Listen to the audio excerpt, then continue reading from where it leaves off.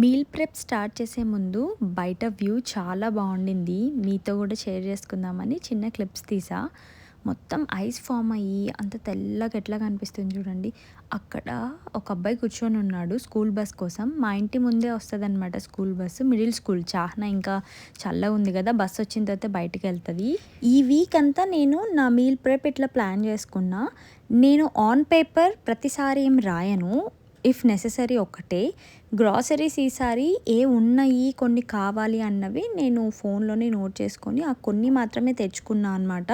Too many తెచ్చుకొని waste చేయాలని అయితే ఇంటెన్షన్ లేదు. ఒక్కొక్కసారి తెలియకుండానే వేస్ట్ అయిపోతాయి కదా. అండ్ అందులో ఒక్కొక్కసారి మనం ఏదైతే కొంచెం ఎక్కువ కాస్ట్ పెట్టి కొంటామో అదే వేస్ట్ అయిపోతుంది. సో అట్లాంటి పనులు చేయొద్దని ఫిక్స్ అయిపోయా. అండ్ ఇక్కడైతే దోశకి సపరేట్, ఇడ్లీకి సపరేట్ ఇట్లా నానబెట్టి ఉంచా అనమాట. ఇడ్లీ రవ్వ ఇడ్లీ చేసుకుంటున్నా. ఒక్కొక్కసారి దోశ పిండినే ఇడ్లీగా వాడతాను అండ్ దాని తర్వాత పొంగనాలకు కూడా అదే యూస్ చేస్తా. కానీ ఈ మధ్య కొంచెం సపరేట్ చేస్తున్నా. రవ్వ ఇడ్లీనే ఎక్కువ ప్రిఫర్ చేసుకుంటూ, అండ్ దోశది ప్రోటీన్ దోశ ఎక్కువ చేసుకుంటుండే అనమాట మేము. సో ఈసారి అయితే ఇంకా నార్మల్ రెగ్యులర్ దోశ కోసమే నానబెట్టుండే. ఈ పిండి మొత్తం గ్రైండ్ అయ్యే టైం ఒక 20 minutes టైం పడుతుంది. అండ్ దీని తర్వాత నెక్స్ట్ ఇడ్లీ పిండి కూడా అవ్వాలి కదా. ఈ మీన్ వైల్ డిన్నర్ ప్రిపేర్ చేసి డిన్నర్ కూడా తినేస్తాము. పిండి అయితే రెడీ. నేను ఎప్పుడు ఇవే బౌల్స్లో ఇట్లాగే తీసి పెడుతుండే అనమాట. ఫ్రిడ్జ్లో స్పేస్ ఎక్కువ ఆక్యుపై చేస్తుండే. చాలా రోజుల నుంచి వెతుకుతూ ఉండే ఎట్లాంటి బాక్సెస్ తీసుకోవాలి, ప్లాస్టిక్ తీసుకోవాలని నాకు అసలు లేకుండే. చాలానే థింక్ చేసా తెలిసిన ఫ్రెండ్స్ దగ్గర, అసలు ఏం యూస్ చేస్తారు ఏ కంటైనర్స్ అని చెప్పి. గ్లాస్ జార్స్ అయితే వెయిట్ ఎక్కువ ఉంటాయి, వద్దు అని అనుకున్నా. But still at last I ended up with the same glass jars. కొంచెం వెయిట్ ఉన్నాయి బట్ నాకు ఇది క్వాంటిటీ కూడా బాగా సరిపోతుంది అనమాట. 14 cups అయితే పడుతుంది. సో వై నాట్ ట్రై చేద్దాము అని అనుకున్నా. స్లోగా తీసి స్లోగా పెట్టుకోవాలంతే. ఆ స్టీల్ బౌల్లో దోసపిండి పర్లేదు, ఓకే, గుడ్ క్వాంటిటీ అని అనిపించింది. కానీ ఒకసారి కంటైనర్లోకి షిఫ్ట్ చేసిన తర్వాత అసలు చాలా తక్కువ అనిపించింది. మరి బాక్స్ పెద్దగా ఉందా, దాని షేప్ డిఫరెన్సా ఏమో అర్థం కాలే. అండ్ ఇడ్లీ పిండి కూడా మంచిగా ఫర్మెంట్ అయింది. దీంట్లో అయితే సాల్ట్ అవేమి యాడ్ చేయలేదు. దోశ పిండిలో యాడ్ చేసుకున్నా. ఫస్ట్ అది యూస్ చేసేద్దాం తక్కువ ఉంది కదా అని అనుకొని దీన్ని కొంచెం ఇడ్లీగా అండ్ దీంతో పునుగులు చేస్తే కూడా బాగుంటాయి. ఆద్వికి పునుగులు చాలా ఇష్టం. సో అందుకని ప్రజెంట్ అయితే ఏం యాడ్ చేయకుండా అట్లే స్టోర్ చేసుకున్నా అనమాట. అండ్ నెక్స్ట్ ఐటమ్ మెంతి ఆకు. ఇది ఈసారి కొంచెం ఎక్కువ తెచ్చుకున్నా. కర్రీస్ ఆప్షన్స్ కూడా ఎక్కువ పెట్టుకున్నా. నాన్ వెజ్ కూడా ఉందన్నమాట. మటన్ కూడా తెచ్చుకున్నాం. అది కూడా ఈ వీక్ ప్లాన్లో ఒక డేలో చేసుకోవాలన్నట్టు. సో దాంట్లో మెంతి ఆకు వేస్తే చాలా బాగుంటుంది. And with most of the stems పెట్టుకుంటా, ఉత్త ఆకులు ఒక్కటే పెట్టుకోను అనమాట. ఫ్లేవర్ కూడా బాగుంటుంది. సో ఇక్కడైతే మరి ఇంకా డ్రై చేసేస్తున్నా. ఇది అయితే చాలా బాగా యూస్ఫుల్ అవుతుంది. ఏ ఆకుకూరలైనా సరే మనం క్లీన్ చేయడానికి. మనం ఇది రొటేట్ చేసినప్పుడు ఇదిగోండి లాస్ట్ ఎక్సెస్ వాటర్ కూడా మొత్తం కంప్లీట్గా కిందికి వచ్చేస్తుంది. అండ్ ఈ కంటైనర్స్ అయితే ఫ్రిడ్జ్లో స్టోరేజ్ కంటైనర్స్ నేను ఎప్పుడో కొన్నవి. సో వీటికే యూస్ చేస్తాను అనమాట. వీటికి కర్రీ లీవ్స్కి, ఇంకా కొన్ని వెజిటేబుల్స్ చాప్ చేసుకుంటే. అంత పెద్ద స్టోరేజ్ బాక్స్ ఏం కాదు, బట్ ఓన్లీ కొంచెం తక్కువ క్వాంటిటీ ఉన్నప్పుడు మాత్రం ఇట్లాంటి కంటైనర్స్ యూస్ఫుల్ అవుతుంది. నేను కాస్కోలోనే తీసుకున్నా. అండ్ పీనట్స్, నేను ఎయిర్ ఫ్రైయర్ యూస్ చేయను పీనట్స్ కోసం. చాలామంది యూస్ చేసుకుంటారు, మీరు యూస్ చేసుకోవచ్చు, లైక్ మీ ఆప్షన్. ఏమంటే నాకు టేస్ట్ ఉండాలి అని, దాంట్లో అంత టేస్ట్ రాదు పీనట్స్ ఫ్రై చేస్తే. సో నేను అందుకే పెన్ను పైన వేయించుకుంటా. సో అవి చల్లారే లోపల ఇవి ఉన్నాయన్నమాట, కాకరకాయలు 2 ఉన్నాయి. మొన్న చేసున్నా. సో ఇంకా మిగిలి ఉన్నవి. అవి కూడా కట్ చేసి పెట్టేసుకుందాం, లేకపోతే స్పాయిల్ అయిపోతాయి కదా అని. సో కట్ చేసుకుంటున్నా.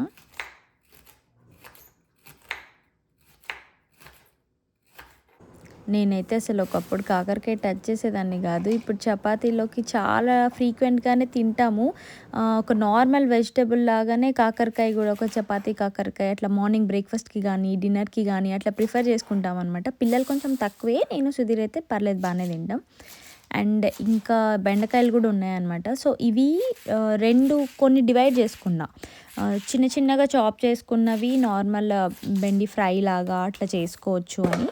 సో ఇంకా కొన్ని బెండకాయ బజ్జీ కానీ లేకపోతే సాంబార్లోకి కానీ అట్లని డిఫరెంట్గా కట్ చేసుకున్నాను అనమాట, కొంచెం పొడవుగా. సో ఇవైతే ఈ స్టోరేజ్లో పెట్టుకుంటున్నా. అండ్ పన్నీర్ మొన్న ఒకరోజు చేసున్నా, ఇది మిగిలింది. సో దీన్ని ఐదర్ వాళ్ళకి లంచ్ బాక్స్లో కన్నా యాడ్ చేయొచ్చు, లేకపోతే వచ్చిన తర్వాత ఈవినింగ్ స్నాక్ లాగానైనా జస్ట్ ఇట్లా సాటే చేసి ఇవ్వచ్చు కదా అని క్యూబ్స్ అయితే చిన్నగా స్టోర్ చేసి పెట్టుకుంటా. ఇంకొక పన్నీర్ క్యూబ్ ఉంది, సో ఇదైతే ఓపెన్ చేసా కదా, సో ఫస్ట్ దీన్ని యూస్ చేద్దామని చెప్పి కట్ చేసి స్టోర్ చేసుకుంటున్నా. అండ్ పన్నీర్ కూడా డన్. ఇంకొకటి నా వన్ ఆఫ్ మై ఫేవరెట్ ఇది బాటిల్ గార్డ్, బాగుంటుంది. నాకు దీంతో పులుసు చాలా ఇష్టం అనమాట. సో దీన్ని కూడా చాప్ చేసి పెట్టుకుంటున్నా. కర్రీ కూడా చాలా బాగుంటుంది చపాతీస్లోకి. అది కర్రీ బాగా తింటాడు, నాకేమో పులుసు బాగా ఇష్టం. బట్ చిన్న చిన్న క్యూబ్స్ లాగానే చేసుకొని పెట్టుకుంటున్నా.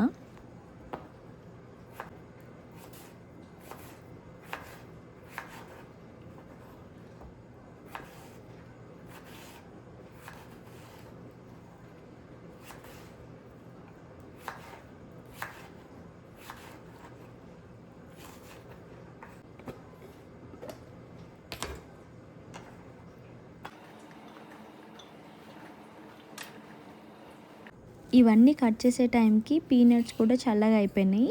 ఇదైతే స్టోర్ చేసి పెట్టుకుంటున్నాను అనమాట. ఇది ఆ వైట్ సాస్ జార్స్ అనమాట, గ్లాస్ జార్స్ అన్నీ నేను ఇట్లా తీసి పెట్టుకొని మరీ అవే రీయూజ్ చేసేస్తా. సో ఇక్కడ కట్ చేసుకున్నవన్నీ బాక్సెస్లో ఉన్నాయి. కాకరకాయలు అండ్ బాటిల్ గార్డ్, బెండకాయ ఇట్లా చిన్నది ఒకటి కట్ చేసుకున్నా, కొంచెం పొడవుది ఒకటి కట్ చేసుకున్నా.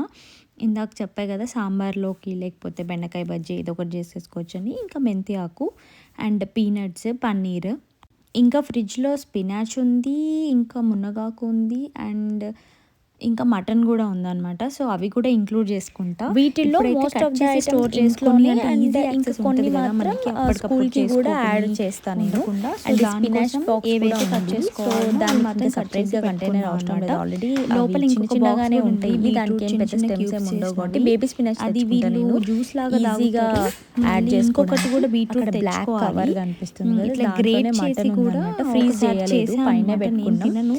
కమింగ్ డేస్ లోనే ఉంది, ఒక 1-2 days అది కూడా యాడ్ చేసుకోవాలి. సో అట్లా పెట్టుకున్నా అనమాట. అండ్ ఇంకా ఎగ్స్ అయితే ఉండనే ఉన్నాయి, సో అవి డెఫినెట్గానే యూజ్ చేస్తా. ఫస్ట్ దోశతో స్టార్ట్ చేద్దాము అని అనుకుంటున్నా. ఇప్పుడైతే అన్నీ కట్ చేసినవన్నీ ఫ్రిడ్జ్లో స్టోర్ చేసి పెట్టేసుకుంటున్నా అనమాట. ఇవన్నీ నైటే చేసి పెట్టేసుకున్నాం అనమాట.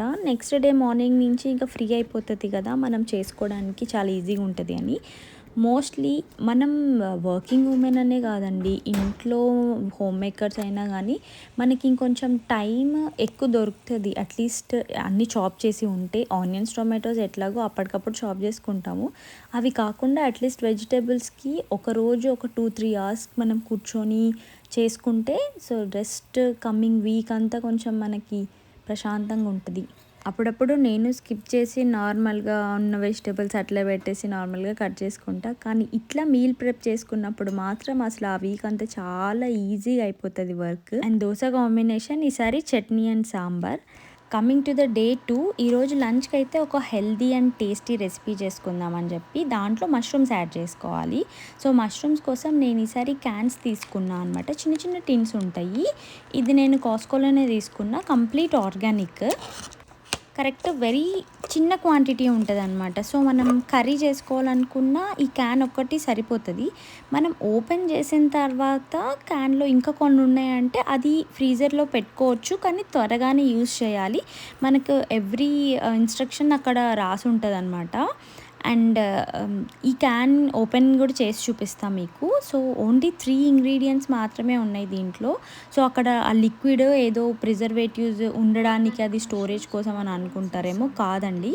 ఇక్కడ చూపిస్తున్నా చూడండి, mushrooms, water and sea salt, ఈ 3 ingredients ఉన్నాయి అనమాట. చాలా మంచిది, హెల్దీ. కాస్కోలో ఉంది, ఎవరైనా మష్రూమ్స్ ప్రిఫర్ చేసే వాళ్ళు ఉంటే తీసుకోవచ్చు. మనకి చిన్న చిన్న టిన్స్ ఉంటాయి కదా, నేను అట్లాగే ఈ చిక్పీ బీన్స్ కూడా అట్లానే టిన్సే యూస్ చేస్తాను. అండ్ ఈరోజు చాలా క్విక్గా అయిపోయేలాగా ఆల్రెడీ కొన్ని బీన్స్ ఇంతకుముందు చాప్ చేసి పెట్టుకున్నా అనమాట ప్రీవియస్ వీక్వి. అండ్ క్యారెట్స్ రీసెంట్గానే చాప్ చేసుకున్నా. నేను బేబీ క్యారెట్స్ తెచ్చుకోను, పెద్దవే తెచ్చుకుంటా కాస్కో నుంచి. ఒక్కొక్కసారి వీళ్ళకి బొరిటో చేయడానికి యూస్ చేస్తా అనమాట. సో అవే చాప్ చేసుకొని ఈరోజు బీన్స్, క్యారెట్స్, ఆనియన్స్ ఇంకా మష్రూమ్స్ ఇవి ఒక్కటే యాడ్ చేసేసి రైస్ లాగా చేసేస్తున్నా అనమాట. అసలు టేస్ట్ అయితే చాలా బాగుంది. ఆయిల్ యూస్ చేయకుండా గీ యూజ్ చేసా, అది కూడా ఎక్కువ అవసరం లేదు, జస్ట్ ఒక 1 టేబుల్ స్పూన్ నాది టీ స్పూన్ సైజ్ ఉంది నాది. సో, టేబుల్ స్పూన్ యూజ్ చేసుకుంటే ఒక్కటే ఒక టేబుల్ స్పూన్ చాలు. సో, ఇంకేం అవసరం లేదు. నార్మల్‌గా కారం, ఉప్పు అవి యాడ్ చేసేసా అనమాట అంతే. చాలా బావుండింది టేస్ట్ అయితే. నేను ఆ టిన్‌లో half of the mushrooms use చేసుకున్న దీనికి. నెక్స్ట్ టైమ్‌కి మనం ఫ్రిడ్జ్‌లో స్టోర్ చేసుకొని పెట్టుకొని ఆమ్లెట్స్‌లో గానీ అట్లా యేసుకొని తినొచ్చు. చాలా బావుంటాయి.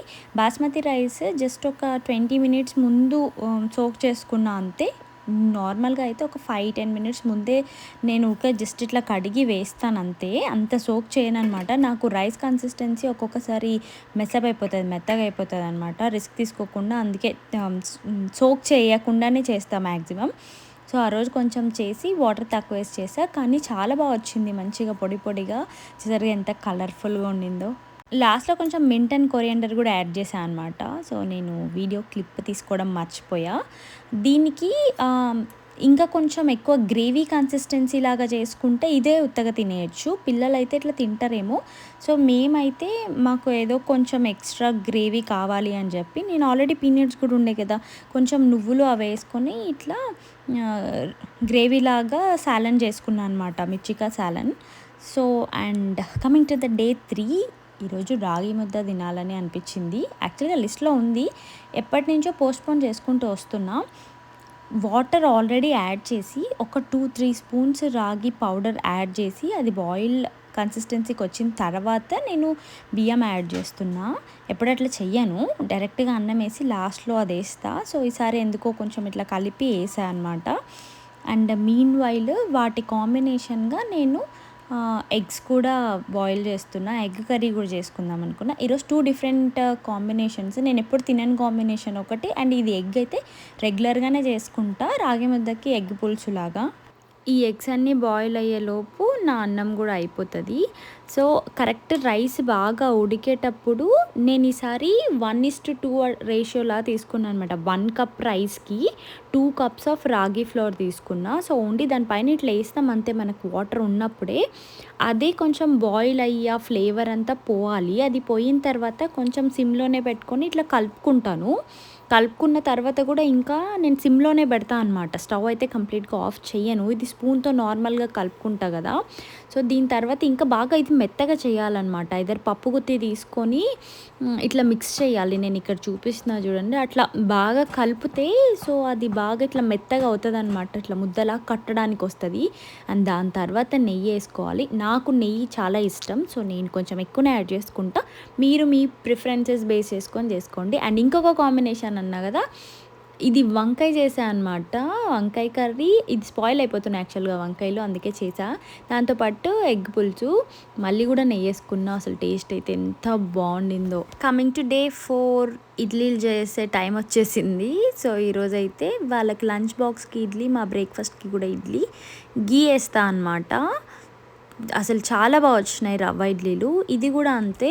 మినపప్పు 1 గ్లాస్‌కి 2 గ్లాసెస్ ఆఫ్ రవ్వ తీసుకున్నా అనమాట. ఈసారి కొంచెం బా వచ్చినాయి. నాకెప్పుడు కన్‌ఫ్యూజన్ ఉంటదనమాట. మర్చిపోయి మళ్ళీ కాల్ చేస్తా మా పిన్నికి. లేదా ఇంకా చెక్ చేసుకుంటా అనమాట వీడియోస్‌లో. అంటే ఒక్కొక్కసారి తెలియకుండానే మినపప్పు ఎక్కువొచ్చేస్తే ఆ టేస్ట్ పోతది కదా! సో, దీంట్లో ఓన్లీ చట్నీ మాత్రమే చేసుకున్నాం అనమాట. And coming to the day 5 ఈరోజు మటన్ కర్రీ చేస్తున్నా. Mutton curry with chapati.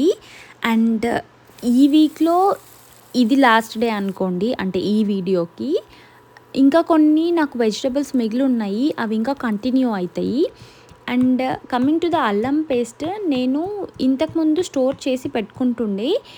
ఈ మధ్య నేను అన్ని కర్రీస్‌లోకి వేయట్లేదనమాట. ఓన్లీ నాన్ వెజ్ కర్రీస్‌లోకి ఇంకా బగారా రైస్‌లోకి ఒక్కటే చేస్తున్నా. దాంట్లో అప్పుడేమన్నా కొంచెం మిగిలుంటే దాన్ని స్టోర్ చేసుకొని మళ్ళీ దానికే యూజ్ చేస్తా. అందుకు అసలు ఎక్కువ పెట్టుకోననమాట. ముందే ప్రిపేర్ చేసైతే పెట్టుకోవట్లేదు. అప్పటికప్పుడు దంచి మాత్రమే ఏస్తా. అప్పుడు ఫ్లేవర్ బావుంటది కదా అని. అండ్ ఇంకా కొన్ని వెజిటబుల్స్ నెక్స్ట్ కమింగ్ డేస్‌లో ఏం చేస్తున్నా, సో, ఆ వీడియోస్లో చూద్దాం. ఇప్పటికైతే ఈ డేస్ అన్నిట్లో కొన్ని వెజిటేబుల్స్, కొన్ని మా మీల్ ప్రెప్ ప్లాన్స్ ఇవన్నీ కవర్ అయిపోయాయన్నమాట. అండ్ చపాతీ కూడా ఈ ఫుడ్ ప్రాసెసర్ యూస్ చేసినప్పుడు మాత్రం కొంచెం ఎక్కువ పిండి యాడ్ చేసుకుంటా. నెక్స్ట్ డే కూడా కావాలి అన్నప్పుడు ఒక్కొక్కసారి చేత్తో కూడా కలుపుకుంటా, ఒక్కొక్కసారి ఇది కూడా యూస్ చేస్తా అనమాట.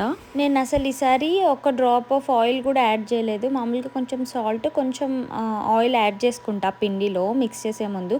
కానీ ఈసారి యాడ్ చేయలేదు. పిండి చూడండి ఎంత సాఫ్ట్గా ఉందో. కరెక్ట్గా 2:1 రేషియో వాడితే ఈ బ్లెండర్ ఉంటే ఫుడ్ ప్రాసెసర్ కరెక్ట్గా వస్తుంది. పిండి కూడా సాఫ్ట్ ఉంటుంది. అండ్ చపాతీలు చేసిన తర్వాత కూడా చాలాసేపు వరకు చపాతీలు కూడా సాఫ్ట్గా ఉంటాయి. సో యా, ఈ 5 డేస్ నా మీల్ ప్రెప్ నాకు చాలా హెల్ప్ అయింది. చాలా ఈజీగా చేసేసుకున్నా. నెక్స్ట్ ఇంకా కమింగ్ డేస్కి కూడా ఇంకా కొన్ని ఐటమ్స్ ఉన్నాయి. సో వాటికి కూడా సరిపోతాయి. నెక్స్ట్ ఇంకా యాడ్ అయినవి కూడా అట్లానే ప్రిపరేషన్ ముందే చేసుకుందామని అనుకుంటున్నా. ఈ వీడియో కానీ మీకు హెల్ప్ అయితే please do consider subscribing my channel.